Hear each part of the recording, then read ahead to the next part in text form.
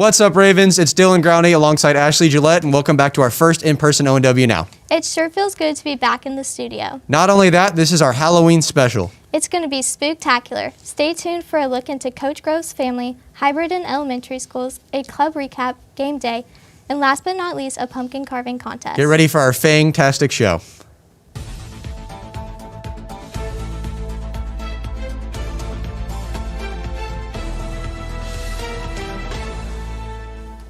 Wearing a mask has been a big change to our daily lifestyles. This has been especially hard on the hearing impaired. Let's take it to JP Cardenas to hear about the challenges Coach Grove's family has faced during the pandemic, along with their family's adoption story.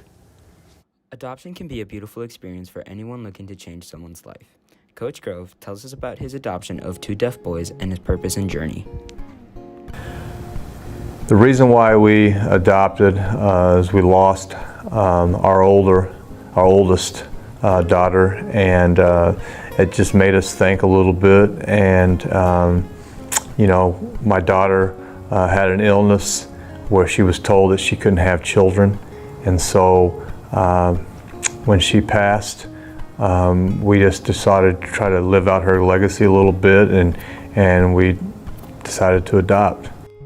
In honor of his daughter, Grove and his wife welcomed home 2 young boys, Eli and Leo, both of whom are also deaf and attend the Kansas School for the Deaf. The best job of having adopted kids is obviously, you know, helping someone. Our oldest, Mary, was deaf, and so you know, we just had to learn sign language, so we didn't really see it as a difficulty or as a challenge. We kind of saw it as that just became who we were and what we were dealing with. It tries your patience. I'm a little bit older now. I know I don't look it, but I'm older. And having 12-year-old boys, where my wife and I had 3 daughters before. There have been challenges there, but I think, you know, I think they bring out the best in us from a patient standpoint, and you know, I think that's something that I thank them for. But then they, you know, they have a lot of love in them, and they give a lot of love to us, and so we try to reciprocate that as well. So it's been a good all-around situation. Grove's sons both go to the Kansas School for the Deaf, where they work with other hearing impaired students. As most students who are at Olathe Northwest may find the mask to be challenging in their everyday lives, the mask doesn't create the same burden for those at the Kansas School for the Deaf. Obviously, at school, where everyone's signing, having a mask on is not that big a deal because everyone's reading hands. They might not pick up on the frustrations or the happiness of the expression in the face, but they're able to get all the language with the hands. So, you know, I wouldn't say that school is hampered in any way, shape, or form with having to wear a mask at the School for the Deaf. My hopes for the future of the deaf community is just continue to, you know, become more educated, and you know, as they become more educated and more of them are out in the workforce, the stronger the deaf community becomes. For ONW Now, this has been JP Cardenas. Now back to the desk. Here in ONW, we have just transitioned to a new hybrid learning model, which has brought varying levels of excitement for students. But we aren't the first school to use the system, as all elementary schools in Olathe first experimented with the model at the beginning of the school year. Josh Burton has more on the story. If somebody would have told you in January that this school year would be unprecedented in every possible way, you probably wouldn't have believed them. Fast forward to now, this is unfortunately the reality we live in. High schools and middle schools are now transitioning into a hybrid learning model, and many are optimistic about the remaining school year. But we aren't the first school to implement this type of schedule. The hybrid model has already came and went for elementary schools in Olathe and has brought with it varying results in health and academics. Hybrid, I think, was a really great way to start the school year, and I felt like it was really beneficial because we had smaller numbers of kids here, and we were able to really practice social distancing and spreading out really effectively, really well. While this model did solve some issues relating to the safety of students, it certainly was not perfect. Most kids actually do pretty well with wearing masks, but I do have a couple students that have a hard time remembering to wear it or keep it on, and so that causes a problem. Also, another problem that's arisen is the sharing of supplies. Second graders are going to want to share supplies. Need a yellow marker? I can get one from a friend. It's really hard to get them to stop. So there's a lot of things moving between hands. The hybrid learning system also created many limitations on the learning time and overall ability for students to interact with their teachers. The hybrid model wasn't as successful as it was hard to manage the work in the classroom and at the online at the same time. Being able to help kids at home as I was helping students in class, I wasn't able to do both. Overall, the staff determined that the fallbacks of hybrid learning outweighed its benefits. I think the hybrid model has been successful with social distancing and it kept our numbers low. However, I don't think if we look at a learning aspect, it was successful because kids missed out on a lot of instruction. Despite these challenges, it is important that people within our school remember to be patient with all of our teachers and administrators throughout this difficult time. I think the Olathe School District has done a fantastic job. I mean, this obviously is new to everyone, and those administrators in charge of our district have been working tirelessly to make this a successful school year.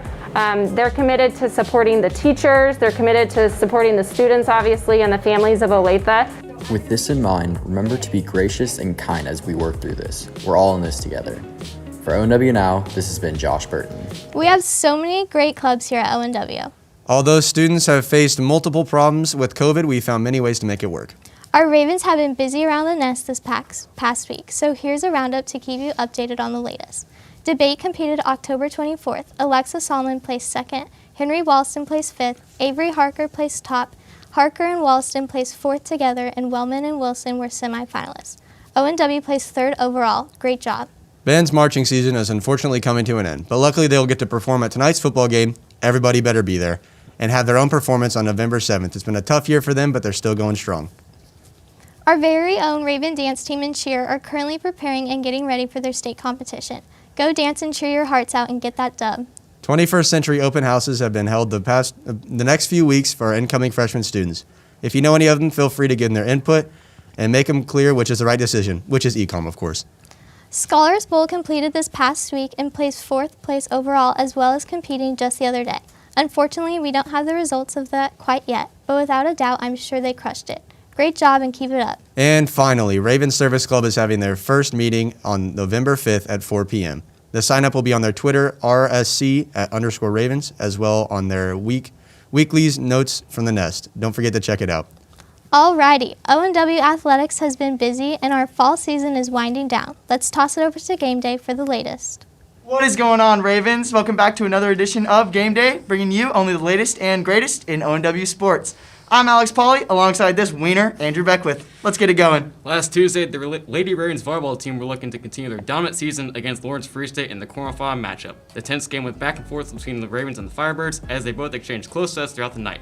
Ravens took the first set 25-16, but the Firebirds won a close second 26-24. ONW rebounded nicely by winning the third set 25-17, but Free State wasn't quite done yet as they won yet another close set 25-23. In the winner take all fifth set, the Ravens squeezed out a crucial win and beat the Firebirds 16-14, qualifying for state. ONW is now in the Final Four pool at SLIGHTOM this Friday. Congrats to Coach Length and the volleyball team on their epic win last Tuesday, and good luck this Wednesday. ONW was looking to have two of their top sports teams advance in the playoffs Tuesday night as the boys soccer team faced off against heated rival Olathe East in the first round of the playoffs. Both teams were evenly matched this season, but of course only one could come out on top. The Ravens started out flat in the first half as they gave up an early goal and seemed bound to give up another, but senior goalkeeper Braden Satterfield saved a penalty kick and kept ONW in the game.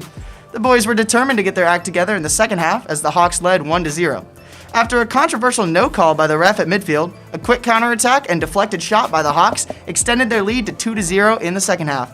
ONW's Landon Ouellette scored a late header to give the boys some forward momentum, but ultimately it wasn't enough, as their fierce rival ended their season with a final score of 2-1 Olathe East. Congrats on a hard-fought game and season by our boys in blue, with a final record of 9-6-1. Thank you, seniors, for all the effort you put in as we look forward to next season, with promising sophomores and juniors looking to take the next step. Last Friday was the Ravens' first football game since their 2-week quarantine as they missed their previous two games. They faced cross-town rival Olathe North. After a 2-game winning streak before the break, the Ravens were looking to capitalize on their extreme momentum and beat one of the best teams in the state without their best seniors this year as they moved to other states to compete. The Ravens battled hard throughout the chilly night, but the Eagles seemed to have them matched in all aspects of the game. The Ravens ended up losing 37-0. The playoffs start Thursday, and ONW plays Shawnee Mission West at ODAC at 7 p.m. Be sure to tune into our live broadcast at ONW Raven Daily on YouTube. The cross-country team hit the field for the regional match on Saturday, looking to get their top runners to state. The Ravens boys and girls team placed 6 out of the 8 teams in the match, which unfortunately meant that ONW as a team did not qualify for state. But it wasn't all bad for our top runners, as Logan Reed and Lydia McLaughlin qualified for state, as Logan placed 4th with a time of 15:54, and Lydia placed 19 with a time of 19:44. Some of the top runners Saturday included Lauren Bozart with 20:15, Lily Lowe with 21:23 seconds, Kaswin Khalif with 17:22, and Mr. Cooper's favorite, sorry Josh, Cole Bartley with the 17:28. Congrats to Logan and Lydia on going to Wichita on Saturday, and good luck for the rest of the team. Lastly, our gymnastics team competed at the Shawnee Mission North Invitational on Saturday with all 5 Olathe teams. ONW's representatives, Haley Robertson and Caden Scott, both had great performances, with Haley placing 6th on beam with a score of 9, and Cadence with a beam score of 7.75 and a floor score of 7.6. Congrats to those two for repping ONW gymnastics and doing us proud. Well, unfortunately, that brings us to the end of game day. Be sure to tune in for the football broadcast tonight at ONW Raven Daily and follow our Instagram and Twitter at ONW Raven Daily for live sports and school updates. This has been Andrew Beck with The Wiener, alongside the one and only Alexander Pauly. Pumpkin carving is one of the best Halloween traditions. This year, some of our ecom students held a pumpkin carving contest where the contestants battled for the best design. Let's take it to Holly McCormick to see the results. What's up, Ravens? Welcome to the first ever pumpkin carving contest. Let's meet our teams. Maddie and Hallie, Alex and JP, Ashley and Emily, Luke and Noah. They have 30 minutes to carve their pumpkin and will be judged on creativity, presentation, and teamwork. Each team was given a pumpkin carving kit to create whatever design they wanted. What are your plans for your pumpkin? We're gonna make like a Pac-Man pumpkin sort of design. Yeah, it's gonna be great. So we're making a face, and it's gonna have eyes. And then, how do you guys feel about the remaining time left? We are very nervous. This is not quite as turning out as how we thought it was gonna be. We feel pretty good, I think. Wait, let's see mine. Are those arms? That took 180. The teams will now present their pumpkins. I made Pac-Man, but Pac-Man kind of ate too many of the dots, so he got a little big. This is Smokin' Joe. He is our PSA about the dangers of smoking. As you see, he has a cigar in his mouth and he's puking because it's bad for you. Mucho malo. Don't do it. Oh, our pumpkin's name is Sally. He used the seeds as teeth, as you can see. She's looking a little cute. This is Bill. Bill did not have a very good night at Chipotle. There's just not, something in the burrito was just not right. I had to use the most of it that we could. The judges will now take a closer look at the pumpkins. Let's take a look at the back. Arms are super creative, and I like the eyes too. After discussing, they have made their final decision. So in 4th place we have Pac-Man. And then in 3rd place we have Sally. Second place is Billy. And then the winner is Smokin' Joe. Congratulations to the winner, JP and Blake. Oh no, not Blake, not Blake. Oh my god. The teams then express their final thoughts. Maybe come up with a better idea. Yeah, it's kind of difficult. Honestly, I'm a little mad because Sally, in my opinion, was honestly the best one out there. I think we put up a good fight, but the first place winners did a really good job. It's a creative idea, and I think it was very well done. Honestly, we had it in the bag. That concludes the first ever Carve Off. Thanks for watching. That's all we have for you today, Ravens. For more ONW updates, check out our YouTube channel, Instagram, and Twitter at ONW Raven Daily and our website, theravendaily.com. Remember to be safe and have fun this weekend. Boo to you from our crew and have a happy Halloween.